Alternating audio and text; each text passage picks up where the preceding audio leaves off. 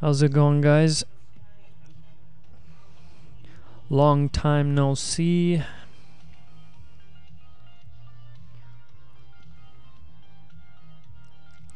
And we got some action here.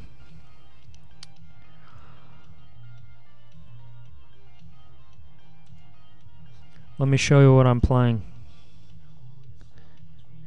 You see this N icon? New to the game. It's for players new to the game. So, I have big aspirations. When I'm playing against a weak field, I generally like to take my time. There's no reason to get knocked out in the first few hands if you're playing against weak players. And the beauty about playing in a weak field, playing with players new to the game, is they don't know that you're new to the game. They probably think you're not new to the game, because who do you think plays in a tournament that's new to the game? Seasoned pros or fish? Personally, I think strong players play. I think guys who know that if they play against weak players, they'll win. I think those are the people playing in this tournament. So when I'm playing against these guys, it's a double-edged sword. Either they're new to the game or they're not new to the game. And so we just like to feel out who's at the table and what's happening. And that's the reason I play the 2-6 right there. Is for a card like that. Gives us the opportunity to hit our straight flush. And we whiff. Not a big deal. Ace high, I got a little bit of equity in this hand, but not enough to call. And there's a good chance we just all chop it up. And we'll be playing up against deuce 3, deuce 5, 3-5, deuce 5. We all chop it. The 4 deuce takes it down.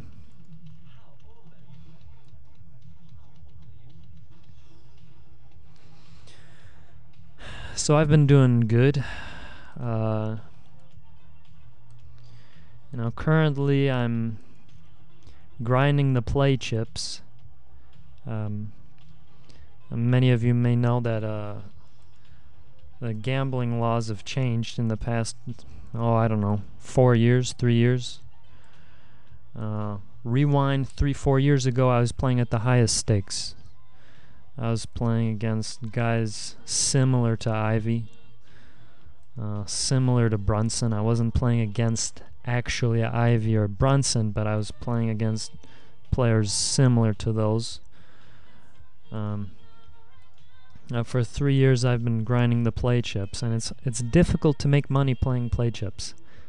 One of the difficulties is that play chips are actually worthless. They're not worth any sort of money. So you win 1 million play chips, 2 million play chips, 3 million play chips. In play chip currency, they're worth a lot. In US dollars, they're not worth a lot. I don't know what they're worth in euros, but I wouldn't imagine they're worth too much. And frankly, I don't use foreign currency. Euros, francs, lira, it's all nonsense to me. Yeah, here we get a connector. We definitely want to play this hand. And these guys have noticed that I'm probably not doing anything crazy, but here this guy goes all in, I'm out. I'm not risking it. At this point we have 250 play chips invested. The prize pool is 13,000 play chips. Let's bring up the cashier here. The cashier's on a side window here. Here, I'll squeeze it in. Right there. Play money. 13,000. I used to be up at about 36 million before I made this video, but then I got bored, so I started playing recklessly.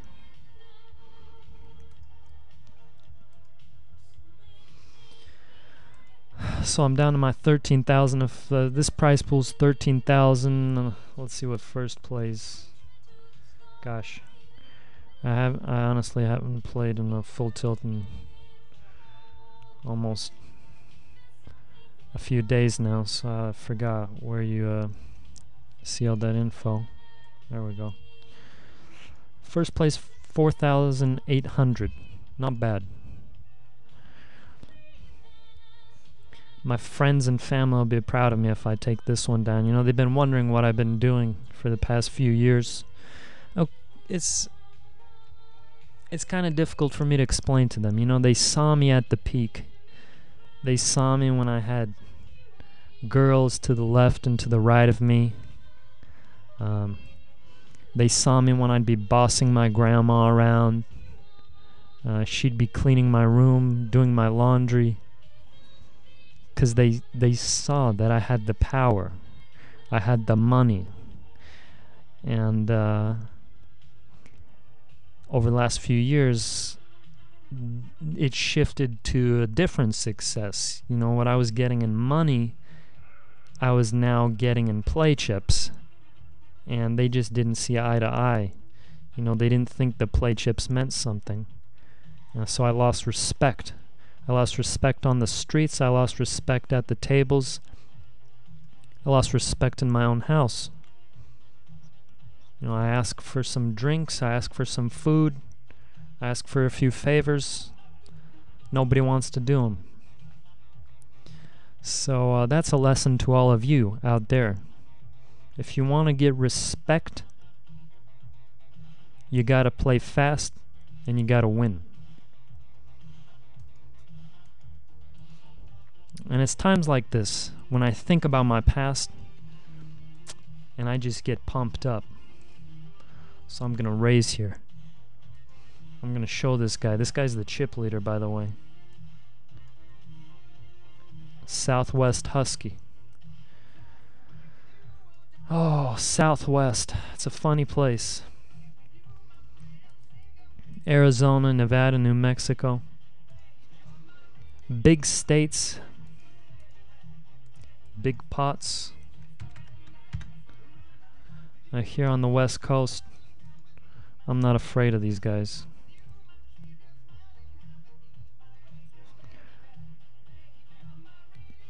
If we get a king, we're gonna rep it.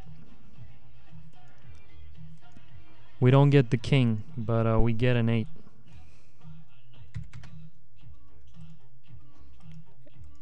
Ace on the river, I'm shoving. I'm repping the straight with the ace. Another 8 on the river, I'm shoving. I'm repping trips. Another 4, I'm shoving, repping trips. Deuce, I'm repping trips. 3, I'm repping trips. 7, I'm repping nothing. I'm out. I could have repped a flush.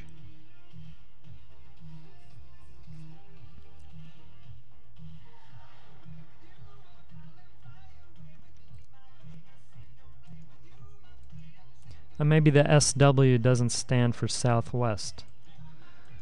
Maybe it stands for swine. I'm gonna keep on pressing here. We're almost, well, I'd say we're 10 minutes into the tournament. And by the 10-minute mark, I like to have asserted myself. I mean, let's think about it. I played out one table against 8 opponents. Then I was moved to another table. There, 2 opponents sat with me, but we didn't play. Now we're up against 8 more opponents. That's 16 plus 2. That's 18 people who I could have asserted myself to. You You know, people would have been like, oh damn, this guy's good, I'm gonna watch out. Let's rep it. We got the king, we got the queen. We're gonna rep the straight here. Poker's about bluffs. What do they teach you? If you can bluff, you can win pots. So here we can bluff with telling him we have a straight. And we're making a small bet. Well, turns out we're up against a pair of aces. Stuff like that happens every now and then. And after that, you make it seem like you're tilting when you're not. This way I shove with the 4-5 clubs. Any clubs on the board, I'm in good shape. Any 5s, any 4s, 3s, deuces, aces, 6s, 7s, 8s. Hell, I'll even take 9s. You get 4 9s up there and an ace hits, you're splitting the pot.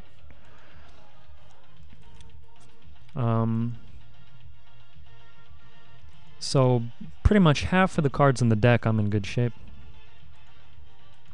And this is a hand. This is what they call a equity hand. What I call it is a shoving hand. I'm not concerned about equity.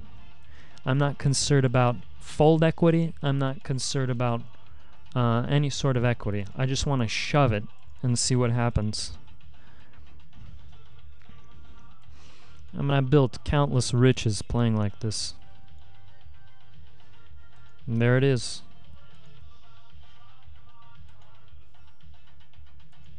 Lesson learned. Stan Cable.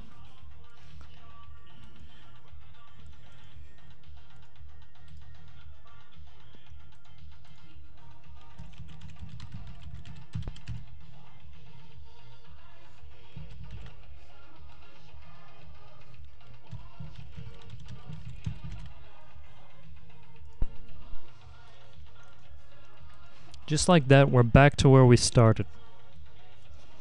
Easiest way to double up is to shove and get called.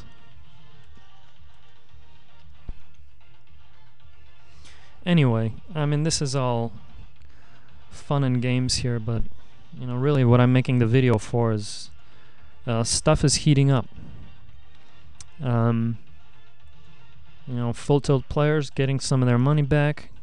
So that'll be nice, particularly for players like myself. You know, I won't say how much I had in my account when Full Tilt got shut down, but I'll say it's more than enough. I'll live happily ever after if I get even a quarter of that money. My living expenses are free. So, frankly, I don't need too much money. Plus, I have several trusts from deceased relatives and countless investments, countless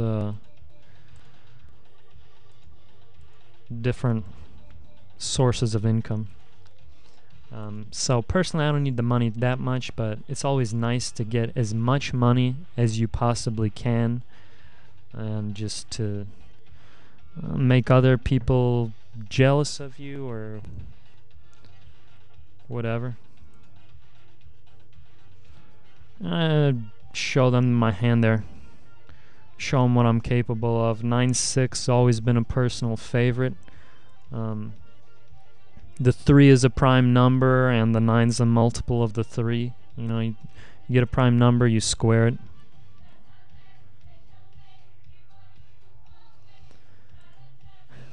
Ace-9, don't want to push my luck with it. Sometimes those aces fall and you're up against trips, you're up against flushes.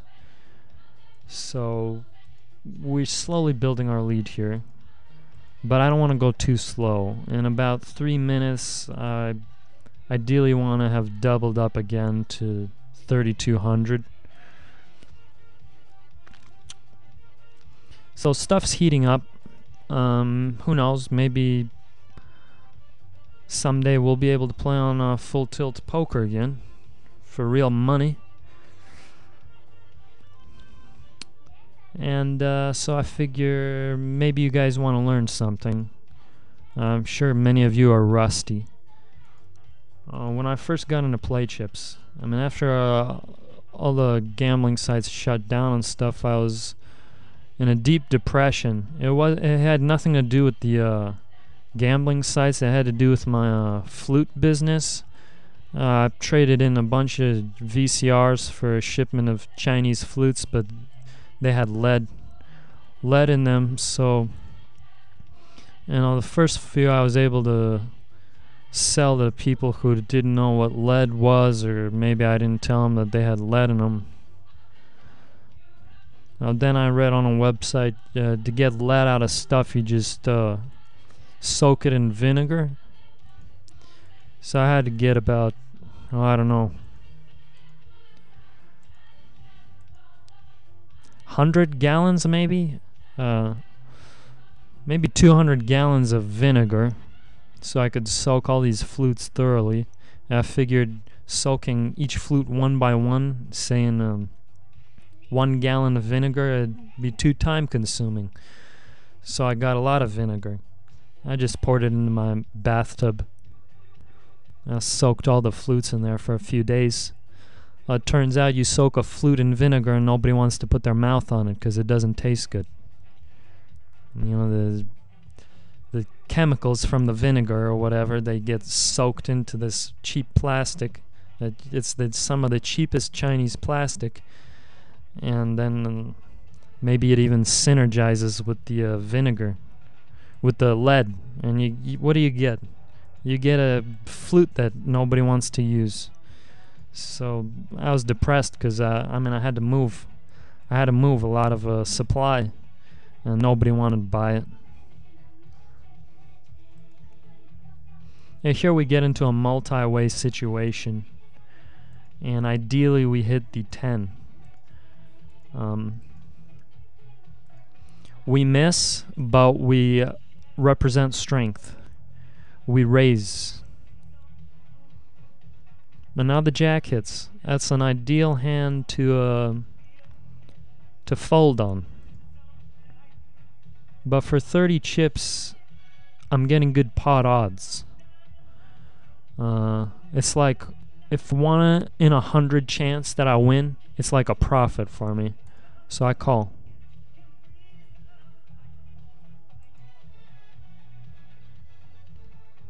It mucked my hand. That's probably for the best.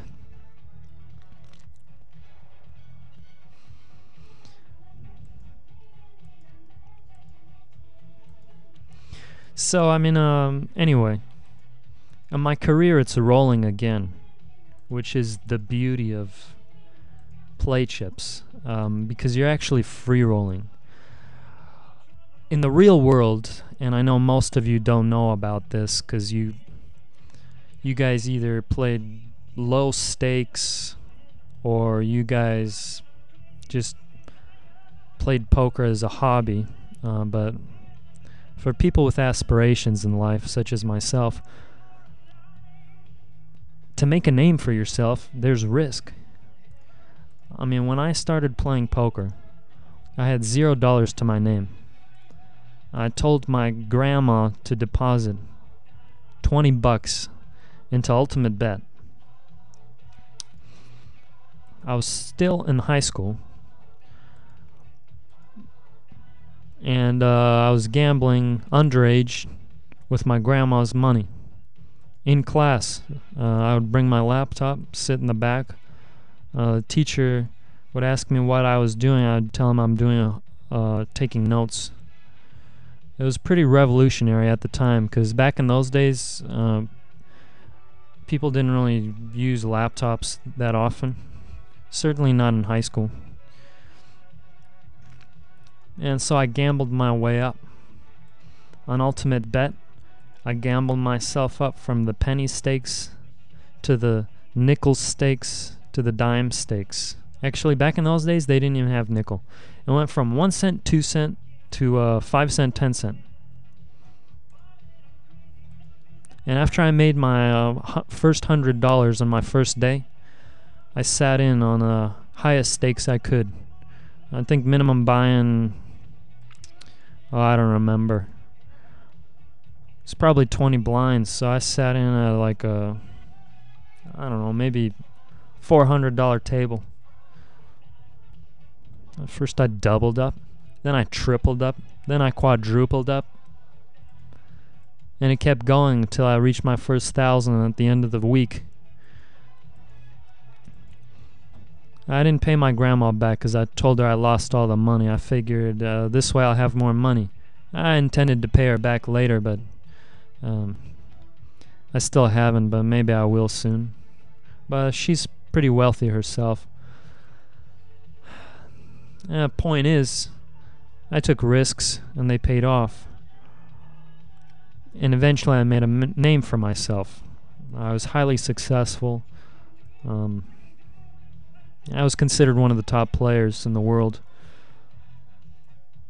The great thing about play chips is you can take on all this risk, you can put in all the hours, and at the end of the day, when you're making a name for yourself, such as I have at the play chip level, and I'm making a name for myself in this tournament, it's a big free roll.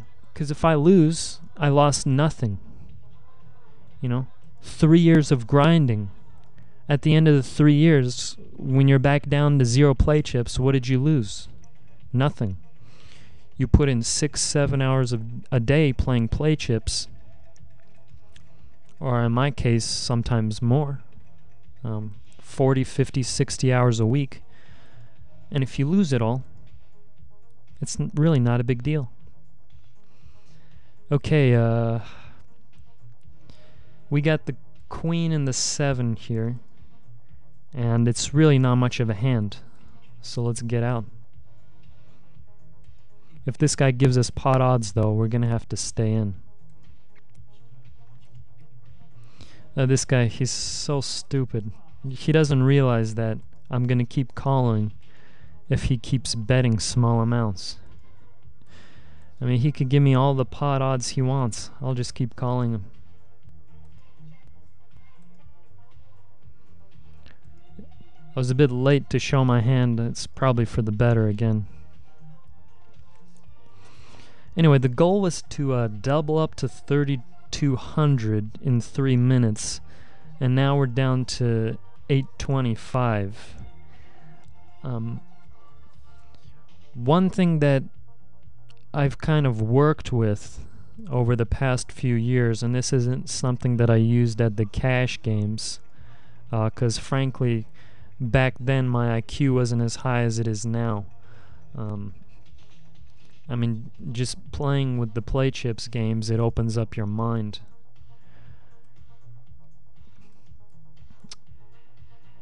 When I lose chips instead of winning them, meaning, say I had 15,000 chips, and then I got down to 3,000 chips. I like to use something called a sequence strategy. A sequence is a pattern. And the theory behind a sequence strategy is, if the first sequence is a winning sequence, and if the pattern repeats itself, then you're just going to keep winning and winning and winning and winning, because it's a pattern. For instance, 1 plus 1 is 2. 2 plus 2 is 4. 4 plus 4 is 8. 8 plus 8 is 16. That's what I'm trying to do with the sequence strategy. The important thing about this sequence strategy is you start the sequence when you think you're going to win a hand. So right now I haven't started the sequence. With the 5-7 there, I don't like my chances of hitting a 6. The sequence hasn't started. At the same time, if you start the sequence too late, then it might not work, because there is no pattern if you just have like one thing that happened. For instance, I don't know how to explain it that well. My English wasn't too good because all throughout well, not all throughout, but when I was playing poker in high school, it was mostly during English class. If I start the sequence on the river and I have quads and I win the hand, it's not really a sequence because only one thing happened. But if I start the sequence pre-flop and I put money into the pot, and then I win, then it is a sequence because several things happened. First I bet, then he called, then I raised, then he checked, then I checked raised, then he called, then I shoved, then he called, then I won the pot. Then it's a sequence. Here we're building a sequence. If the club hits, we win.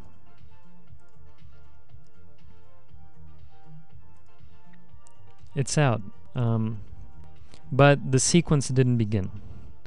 Because it was just for example sake that there was a sequence. But you have to state explicitly that you've begun the sequence, and then it's official. And then hopefully the pattern repeats.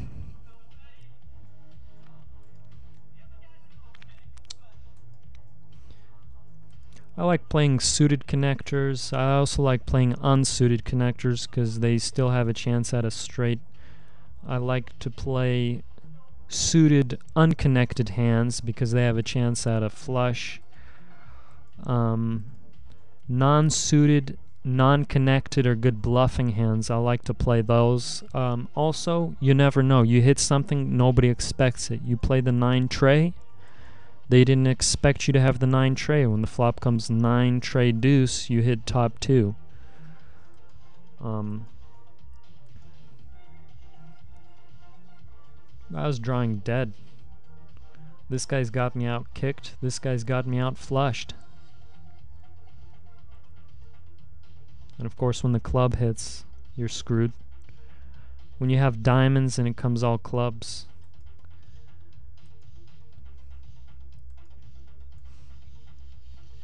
Eight places pay, and we're down to 23 opponents. This is exactly when people start to tighten up. And we got the chip leader here. The chip leader's not going to tighten up. He's going to want to be doing all the dirty work. So it's an excellent opportunity for us to exploit that. It's an excellent opportunity for him to double us up. Once we double up, we double again. That gets us to about 2,000 chips. Then we double again, we get to 4,000. At 4,000, I'm in good shape.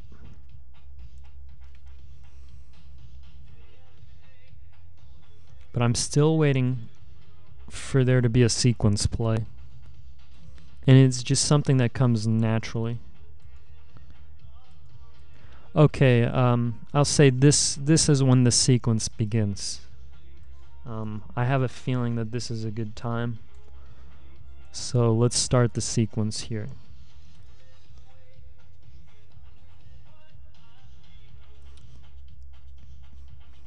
And this, ladies and gentlemen, is how you slow play a hand. I could put my remaining 35 chips in, but that would leave me with no options on the turn. I call, I still got backup chips. There's a lot of action here. I'm in. Time to quadruple up.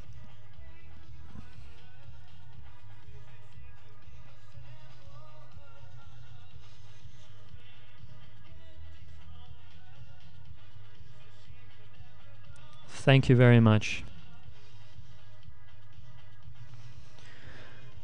So that, ladies and gentlemen, is called a sequence play, and now I just continue the pattern. It's all about building momentum, and now there's not much wrong I can do. This isn't the spot. She's strong, he's strong. She's weak. But next hand, I'm gonna be going either all in or calling, no matter what.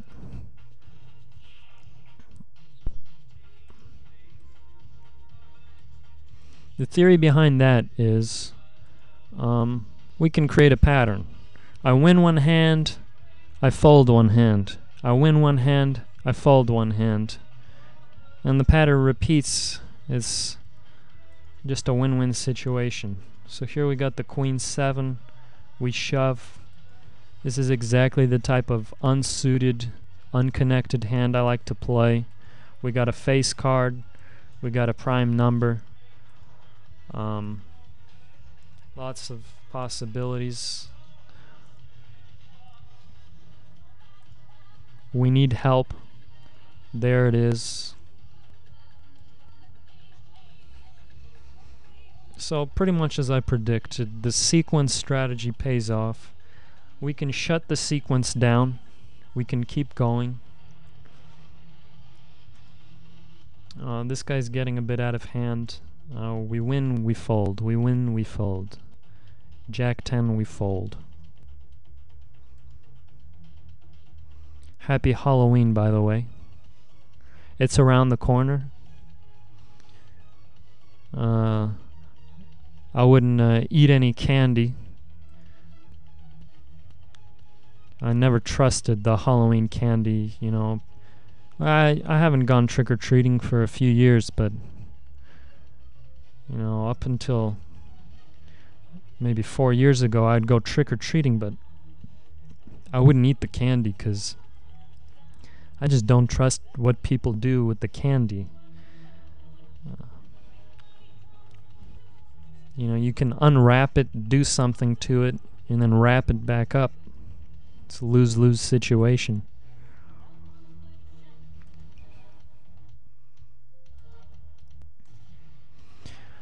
We fold one hand, we win one hand. Here we don't have much going. We're going to have to bluff.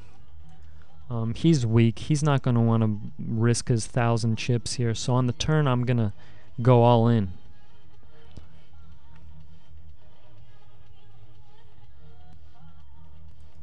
And that's a perfect hand to represent. He's probably thinking we have a king. So actually, instead of going all in, I'm going to pretend I have the king. I'm going to play it slow. And then on the river is when I go all in. Now the flush hits.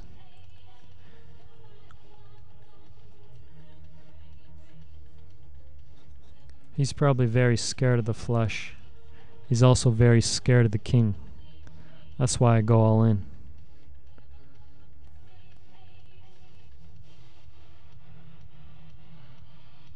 Looks like the slow player got slow played. Well done, MD Islander. I think MD might stand for Maryland. Anyway, the sequence is over. The pattern is no longer repeating itself. But we boosted our chip lead, so everything's going excellent.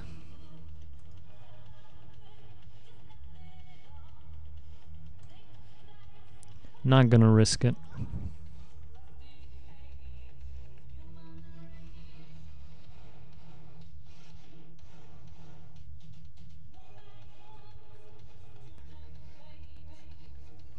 Currently I'm sitting in 9th place. We got 18 opponents, so I'm right in the middle of the pack.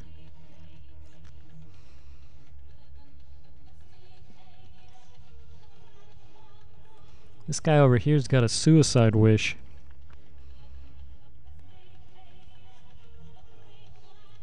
$2,007. He's losing all his chips. Hopefully I can win him. A 3 deuce doesn't play very well, I'll be honest. But it's worth a raise when you're first to act. I just don't like folding it when I'm under the gun. A raise gives me a lot of opportunity here. First of all, I can take down the pot. Second of all, somebody comes up over the top, I know I'm beat, I'm out. For instance, he's shoving over the top, he's got me, I'm out. And he could take my 100 chips. It's not about the 100 chips. It's about the 3,445 chips.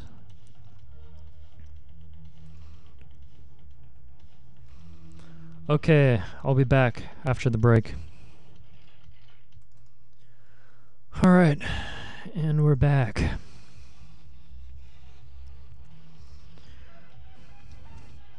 During the break, I just sat here and stared at all these players.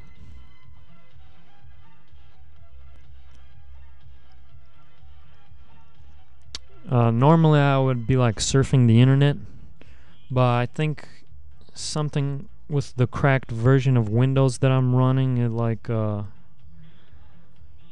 it's messing up my Firefox.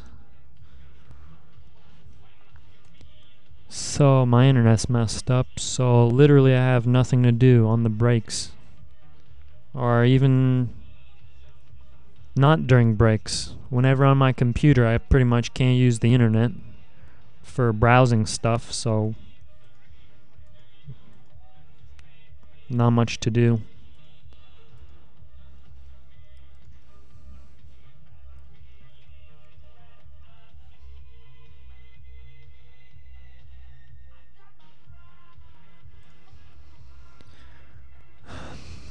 You know, it almost seems like whenever I go for a gut shot straight draw, I never hit it.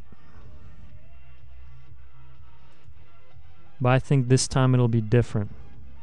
Nope. We needed the 5 and we didn't hit it.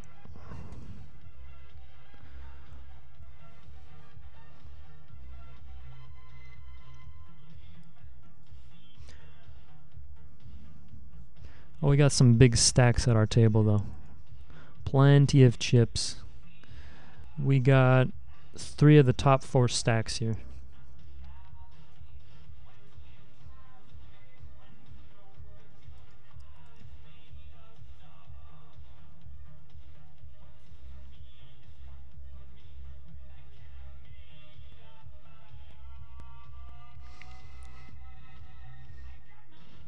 Well, this is a good spot to play the proximity strategy, actually. I know I haven't used it very often in videos, but the closer I am to these players, the more I should be doing what they're doing. This lady put money in the pot, I'll put money in the pot. He called, I'll call. And I should do the opposite of what these guys are doing. They're farther away from me. We're less proximified. We're less proximified, so I'll do the opposite. He bet 100. What's the inverse of betting 100? Betting 100, the inverse would be taking 100 from the pot, or actually maybe -1 over 100. So -1 over 100 is practically 0. So removing -1/100ths from the pot is equivalent to actually putting a positive amount of chips into the pot. It's the equivalent of putting 1 chip into the pot. I can't put 1 chip in the pot, so I'll actually put 100 chips into the pot.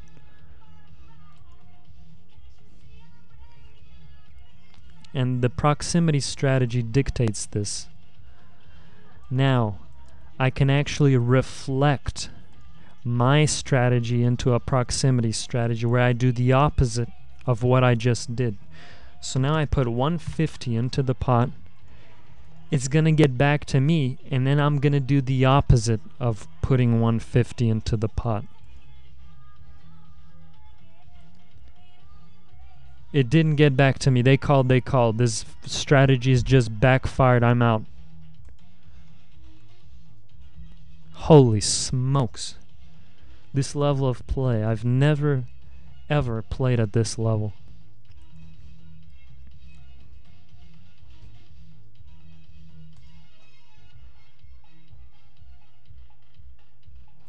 I'm not even sure what just happened.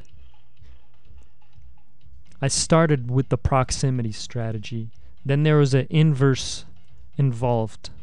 We were supposed to take chips out of the pot, but because it was negative, we had to put chips into the pot, thus negating the proximity strategy. And then I decided to do a reflection strategy onto myself.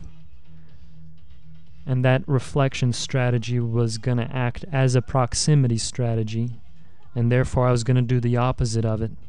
But that plan backfired. Ladies and gentlemen, you might think that I just twilighted myself. And it's been years since I last twilighted myself.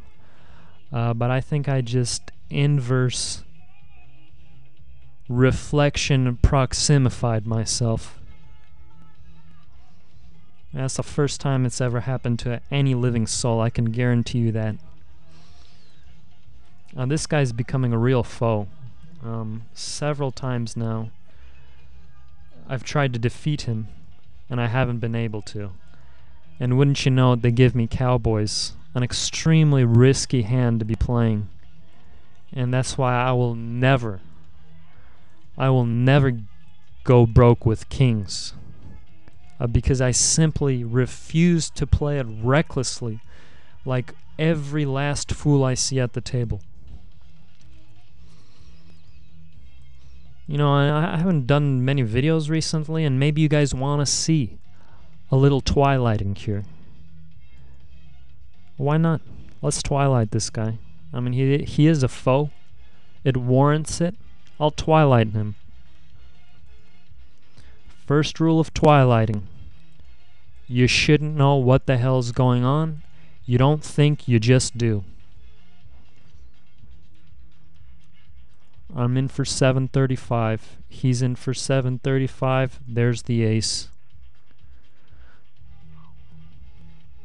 The twilight strategy is over. I'm out. And we played the kings flawlessly. How many times do I tell you? Do not go broke with kings. It's too simple. Now he's thinking, do I want to play my ace this strong?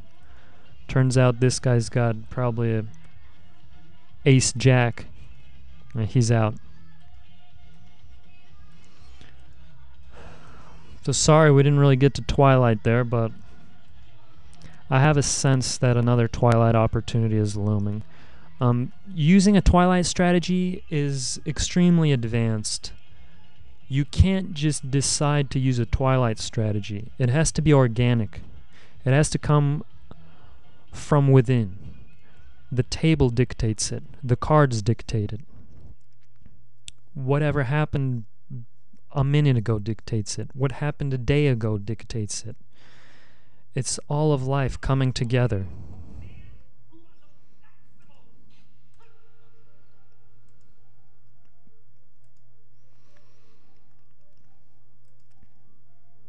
Nice call by this fellow. I like it. He almost got there. He's got the chips to make the call, which is why I like it. If he was down to his last few chips, not so great. Let's try out the proximity strategy once again. This guy hasn't done anything. He's across from me. He's not close to me. The proximity is distant. Therefore, I will do something. I will raise it to 190.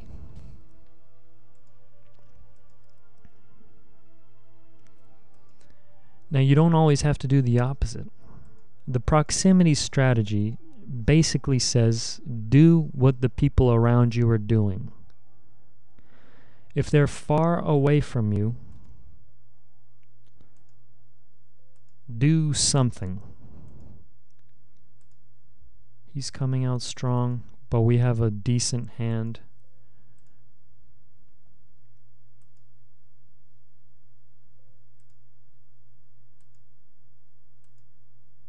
we take the pot down. Well played.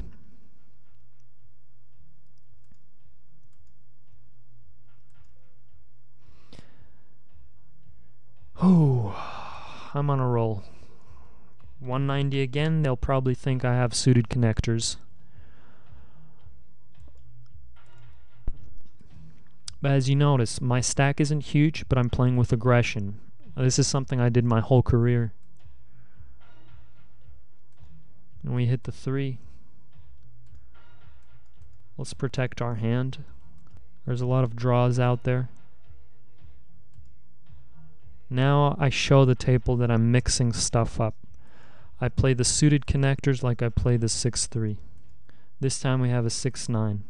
But they're waiting for a 190 bet. That's why I'll just limp here. They might think I'm getting carried away. Holy smokes, we're 46 minutes in.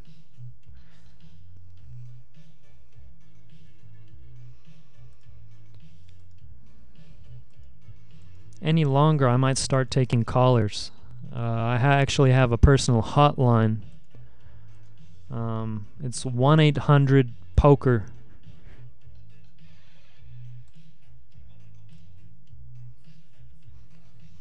You guys are welcome to call in with any sort of questions you have about life, about gambling, about my personal achievements, whatever. 1-800-POKER.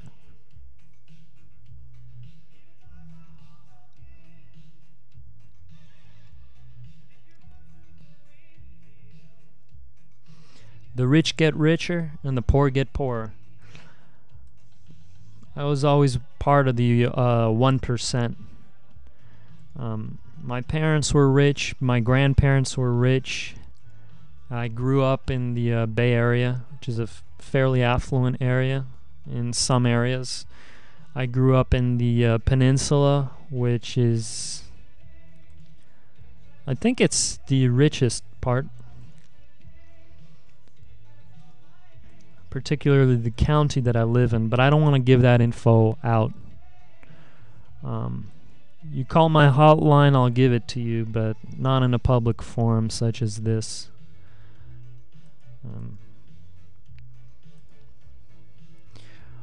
We were going for the river, and the river came.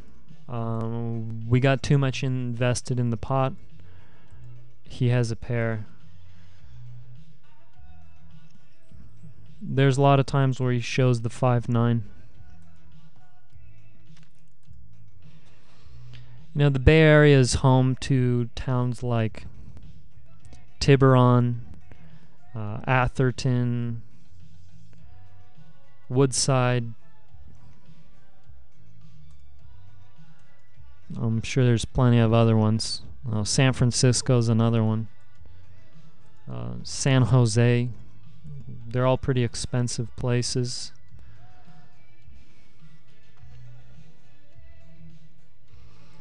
I could live in Atherton if I wanted to, but just a little bit too snobby for my taste. I'm a blue-collar type of guy, so I don't prefer the 3, 4, 5, 6, 7, 8, 9, 10, 20, $30 million mansions. I'm more into like 2 million, 4 million, 5 million. Around 7 million is the sweet spot. We're going to come out swinging here. We're going to rep trips. So let's make it 5-5-5. Actually, 3-3-3. That way they'll think that there's 3 of something. 3-3-3. Oh, we could have done 5-5-5.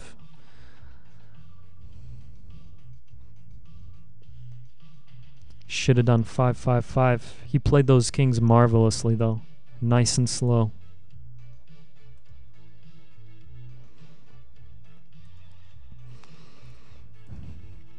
You know, playing kings is similar to your typical Cambodian streetwalker. You know, if you come out too aggressive, the Cambodian streetwalker might get scared and run away. But if you come up casually, you play it cool, you're nice and slow, you're suave, she'll offer her services to you.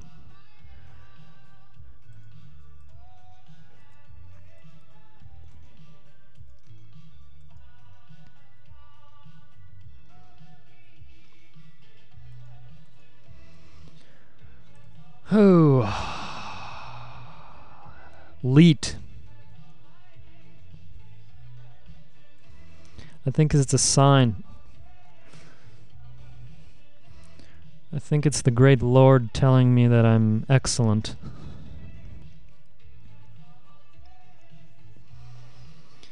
Those of you who don't know what I'm talking about, I'm sorry. You can type in 1337 into Google. I think it should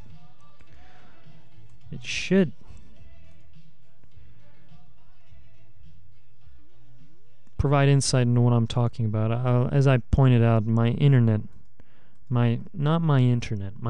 is fine.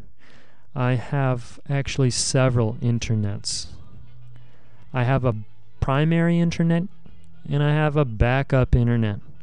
This way, if I get disconnected during my play chips, I'm good to go. I just connect to my backup internet. I got Comcast and AT&T. It's not the internet. It's my pirated version of Windows. You know, I gambled. I said to myself, my cracked version of Windows XP is not XP, although that one was cracked as well. My cracked version of Windows Vista is working fine, but I got greedy. I decided, you know what? Let's try a Windows 8. Install it. Everything's fine. But eventually, as it always happens, you gotta do all sorts of things. These companies, they try to crack down on you.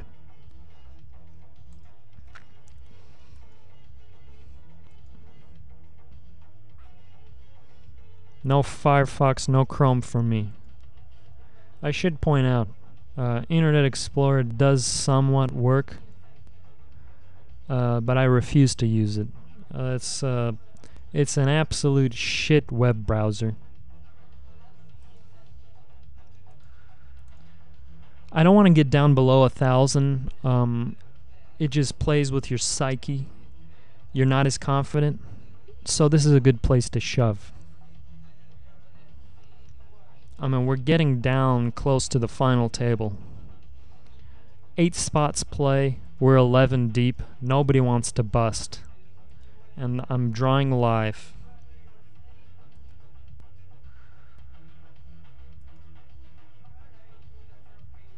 Ooh.